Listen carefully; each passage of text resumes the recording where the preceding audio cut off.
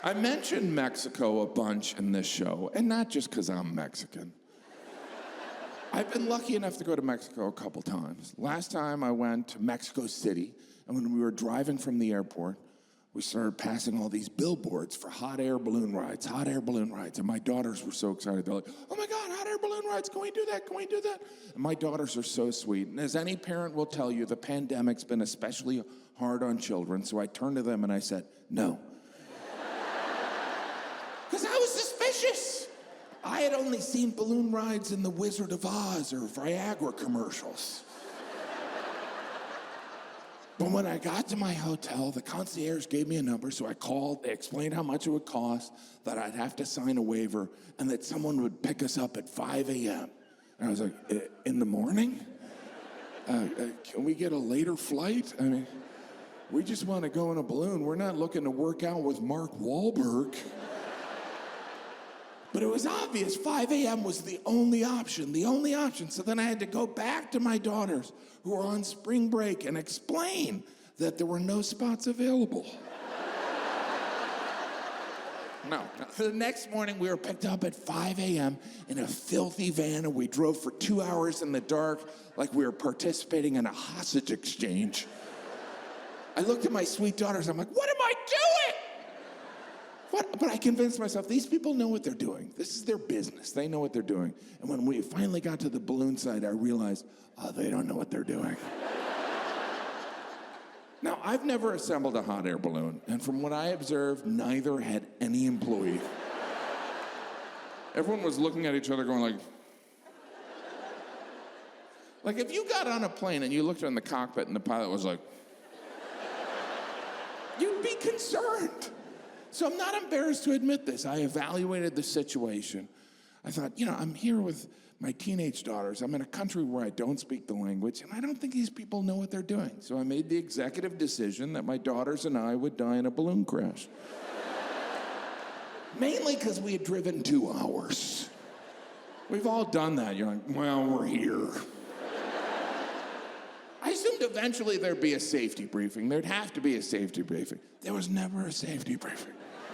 We just stood there watching these people put together these balloons.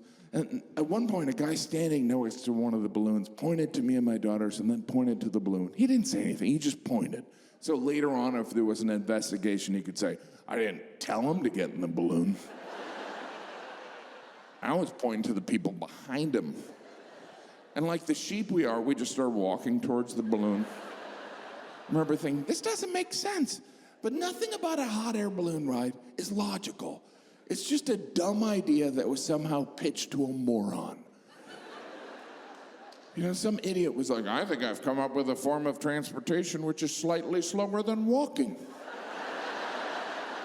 That should have been the end of it. But there was a moron there going, let's do it, what do you need, let's do it. And the guy was like, well, all I would need is a balloon the size of a building, an enormous Easter basket, and a blowtorch. And the moron's like, let's do it. Can the balloon look like we stole it from the gay pride parade? I don't see why not. We eventually reached the basket of our balloon. By the way, it was a physical basket made of wicker. Wicker! You know that stuff that can barely carry your laundry? It was supposed to cart my fat ass through the sky. Now the pointing guy was motioning for us to get in the basket. There was no ladder. My daughters got in fine. I kind of tried to climb in this gigantic Easter basket like I was shooting a scene from Honey, I Shrunk the Kids. When I landed, I heard a crunch, and I looked up and I saw flames, and I was like, am I already dead? In our balloon basket was our balloon pilot. That feels like a generous title. I'm not saying we should call them road pullers, but if there was an emergency, is anyone a pilot here? I'm a pilot. Oh, thank God, we need someone to fly the plane. Well, I'm a balloon pilot. But don't worry, just show me where the rope is. Our balloon pilot was arguing with someone on a walkie-talkie, and I don't speak Spanish, but from what I pieced together, he was telling someone, don't make me do this, I don't want to die. I don't speak Spanish, so I just kept listening for the word problemo. Did he say problemo or poblano? Hopefully he's ordering a spicy lunch.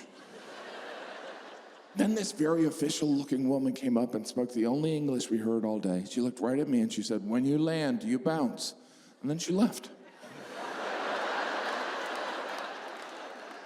I wasn't sure if that was a prediction or directions, but I was pretty confident that was a safety briefing. Then immediately we started floating, and I was overcome by this feeling of, let's go back down. Why don't we go back down? Because not only were we floating, we were drifting. It was obvious the pilot's not steering. He's just adding hot air so we can float. He's like, the loudest, most obnoxious. Luckily, our pilot would only do it when I was talking. I'm like, girls, be careful. During the entire trip, I was like, and I thought the only thing worse than hearing during a balloon trip would be not hearing it.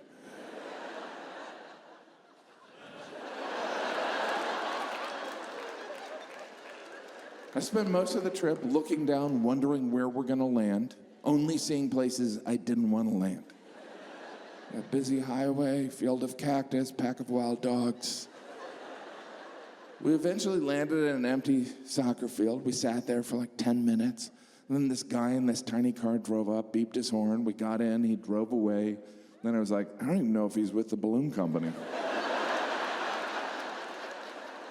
There was a solid minute when I was like, I just volunteered to be kidnapped. I felt guilty because I had hurried my daughters. I was, come on, don't leave the kidnapper waiting. Just imagine how I'd have to explain it to my wife. She's like, how do you force you in the car? Well, we just got in the car. Did he have a weapon? Yeah, he had a horn. But he drove us back to the balloon site. We got back in our filthy van. We drove 2 hours back to our hotel. It was the most expensive, inefficient trip I've ever taken in my life. But my daughters loved it, so I would do it all again. I'm kidding. I'd never do it again.